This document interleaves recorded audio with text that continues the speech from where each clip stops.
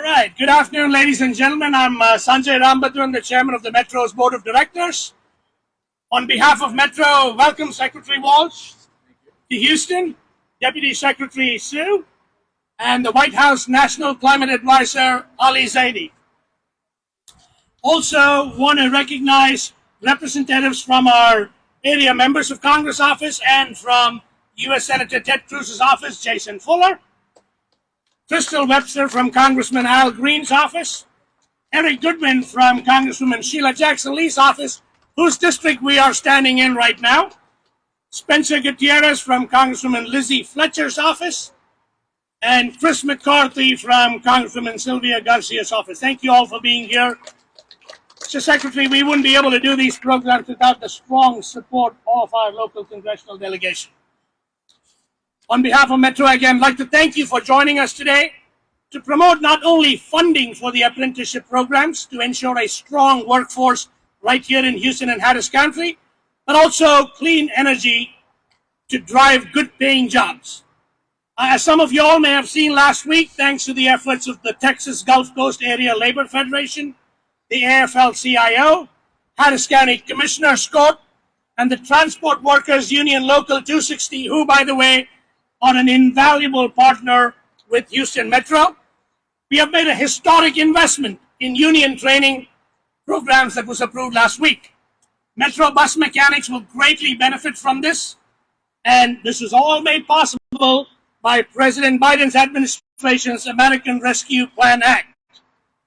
Creating opportunities for workers while supporting clean energy has been a cornerstone of the Labor Department's mission, and it's my pleasure to introduce to you Labor Secretary Marty Walsh to share with you why this is so important for Houston and Harris County, but why it's also so important for the future of our country. Secretary Walsh. Thank you, Sanjay. And I want to thank everyone that's here today. I want to thank the congressional staff that's here today. I want to thank the TWU, Transportation Workers Union, for your incredible work. Thank you for the workers inside working right now as we're out here talking. To anyone here today, thank you for being here. You know, we just toured the great facility inside and saw the amazing workmanship that's going on right now inside. We also talked about opportunities for people to be able to get into the middle class, and by going through training programs right here on this very site that we're on, which is really, really important for us. You know, President Biden, when he took office, when he got sworn in, he talked about building an economy from the bottom up and the middle out. And what he meant by that is creating opportunities for people to get into opportunities for work and good paying jobs. And he passed, the very first piece of legislation he passed was the American Rescue Plan. And you see the results of that plan right here in this very yard today, with the opportunity to train more workers and the vision that people had looking forward saying, we need more trained workers. He followed that bill up with the infrastructure law. He followed that bill up with the CHIPS and Science Act. He followed that bill up with the Inflation Reduction Act. And all of those bills, at the heart of those bills, it's about creating jobs, about creating opportunity. And when the president was running for president and he was talking about creating an opportunity, we weren't really dealing with a pandemic at that particular moment when the campaign began. And then the pandemic came. And a lot of people were sent home, were laid off all across America. And those folks haven't come back to work. Some because they're retired, some because they were sick, some because mothers didn't have adequate child care, and for a whole host of reasons. And people also realized that pre-pandemic they were working in a job, and 2 and 3 and 4 jobs to make ends meet. And now we have a unique opportunity at this moment in time. The importance of the legislation I talked about wasn't necessarily the day they got passed. The importance of those pieces of legislation is how we implement them to make sure that we're creating opportunities. And right here in this yard, we're seeing a couple of things. One behind me, we're seeing an electric bus that's going to go to our communities, underserved communities that are probably overburdened right now with rates of high pollution, and opportunities for clean buses to go to those same communities so that the next generation of young people aren't struggling with asthma, aren't struggling with breathing illnesses. You have people inside this building that are working right now that are having opportunities, that are working on the old buses to replace and fix the old buses, but they're also going to be learning the technology of the new buses So when the buses break down, there's an opportunity for us to make sure that we have a skilled workforce to build those new buses. And when we went inside, what I liked hearing was a lot of the folks that are working in these great jobs started out as maintenance folks here in this yard.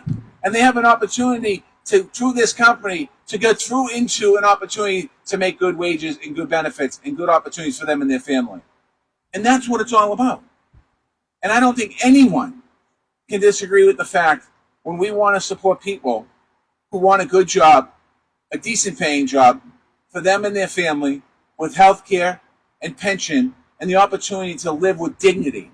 And that's what we should be doing as elected officials and as appointed officials to make sure we continue to work with great companies like this company here in Harris County. In 2021, Texas was nearly had 239,000 workers in clean energy jobs. So the industry's already started. I was asked a question earlier today about fossil fuel and clean energy, and how do you make them both work? It's simple. As we transition from fossil fuel into clean energy jobs, opportunities, those jobs are going to be good paying jobs with futures. Just like the folks that started to work in the fossil fuel industry, whether it was in pipelines or down in mills, the industry and the technology's changed. The mill that people are working in today, the coal mine that people are working in today, is very different than the coal mine their grandfathers worked in because of technology and because of opportunity. And there's no reason as we transition into a clean economy why we can't transition with good paying jobs and creating more opportunities. The IRA, which is going to bring roughly $67 billion of investment in clean power to Texas between now and 2030. $67 billion investment to this state. I don't know if there's any other piece of legislation, and this is one piece of many, that brings $67 billion to a state or a region in our country. It provides tax credits, including bonuses for businesses that pay the prevailing wage. We're asking businesses. It's a strange, unique situation. We're asking businesses that get a tax break to pay their workers prevailing wage. There's nothing wrong with that. As I said earlier, I will never criticize what a CEO makes as long as they share it with their employees. I'll never criticize what a company makes as far as profits, as long as they treat their employees with respect, because it's the employees' sweat, it's the employees' hands, it's the employees' brains that allows those companies to have the profits and ability that they have moving forward. And that's what we want here with the Inflation Reduction Act. We have worked with the Treasury Department on implementing those tax incentives and labor standards. The work continues. The Department of Labor stands ready to make sure employers comply with these requirements. We're here to learn more about what our regional partners need to create good, clean energy jobs here in Texas. We're committed to putting this work at the center of the clean energy transition. We're committed to good jobs for workers here in Texas and every community across America. I've had the great honor as Labor Secretary to be in Dallas, to be in San Antonio, to be in Austin, now in Houston today, and creating opportunities in the hubs that we have and making sure that rural Texas benefits from these same investments. This needs to be all of Texas and all of the United States benefiting from it. So I want to thank you all for allowing us to be here today. Now I have the great honor to introduce Ali Zaidi, who is, I don't have his, what's your title? Climate advisor. I was going to call him a climate czar, but he's not a climate czar anymore. He's a climate advisor.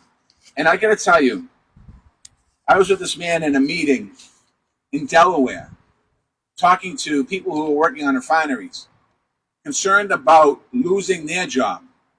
And Ali came in and we talked about the transition, about how we need to make sure as we transition down the road, the people that are working in those industries aren't left behind. And he said that, and I said that, because President Biden had us both in his office and said to us, as we transition, we can't forget the people that are working in our energy sector today, who are working in some cases very different jobs. We need to make sure that them and their families have opportunities in the future, just like their families did before that. So without any further ado, Ali, come on up. Thank you, Secretary Walsh, Deputy Secretary, for your leadership on helping make sure that the promise that the president ran on, that tackling the climate crisis would represent the biggest opportunity for our workers that we've ever seen, could actually come true. And it's coming true on the ground here in Houston and all across the country because of the partnerships that we're seeing between workers, labor unions, industry, public sector leaders, stepping up to the plate and seizing the opportunity. For, I think, the longest time, climate change has been told as a story of gloom and doom. And surely folks here in Houston know that part of the equation. But I think what the president ran on and what he has followed through on is to make sure that it's not just the gloom and doom that's coming at us, but that we can unlock hope and opportunity. And I think that's what we see at this facility. Hope and opportunity, not just for a few hours of work, not just for a job that will last a few years, but for careers that can sustain a family and build communities across the country. Texas has been an energy leader for, I think, as long as we can remember, right? But think about the leadership you're providing the country today. It's not just these electric buses. Houston ISD, thanks to the Biden administration, is now turning that iconic yellow school bus into green school buses. School buses that can go from point A to point B without kids having to breathe in gunk that makes them sick. That powerful wind that's blown across Texas for so many years has now made Texas a leader in wind energy, the number one leader in wind energy around the country. And that's not just providing electricity. You've figured out how to turn that into clean fuel that will fuel ships that will sail across the world. And thanks to the Biden administration, if you want that tax credit to build that wind energy, you're going to have to pay a prevailing wage. You're going to have to empower the workers who represent that transformation. When we look at the tremendous knowledge and know-how that's been built up in Houston around oil and gas, we think about how that can be translated into tackling carbon management, carbon capture, hydrogen. Those are going to be the lifeblood of a clean energy economy. They are being pioneered here by your workers. So I think we've got this tremendous opportunity with a president who recognizes what's in front of us, has mobilized tremendous resources. And I think what we see here is the role workers are going to play in propelling that future forward. The IBEW workers who are going to install the panels and the charging stations. The utility workers who are helping us electrify our economy. We've got steel workers and mine workers who are working upstream to manufacture the very products that you see here and source the critical minerals and materials that go in them. And we've got transportation workers who are now helping us get from point A to point B safely, reliably, affordably, and in a way that's clean. That's nothing short of revolutionary, and it's something, Secretary Walsh noted, it's something that we've managed to do at a time of profound crisis. And here's the good news. If we are successful at this moment, not only are we going to tackle the climate crisis, we're going to help level up communities that have been leveled down. People who've been looked over are getting called in to the action. Places that were idled, factories that were shut down, they're coming back to life because of the clean energy transformation that we're pioneering here in the United States, thanks to President Biden, Vice President Harris' leadership. So I'm so grateful to have a chance to meet the folks who are on the front line of this transformation, the folks who will help us meet these climate targets, but in that process, unlock good jobs and real justice for communities and workers all across America. And that starts here in Houston, Texas. Thanks so much.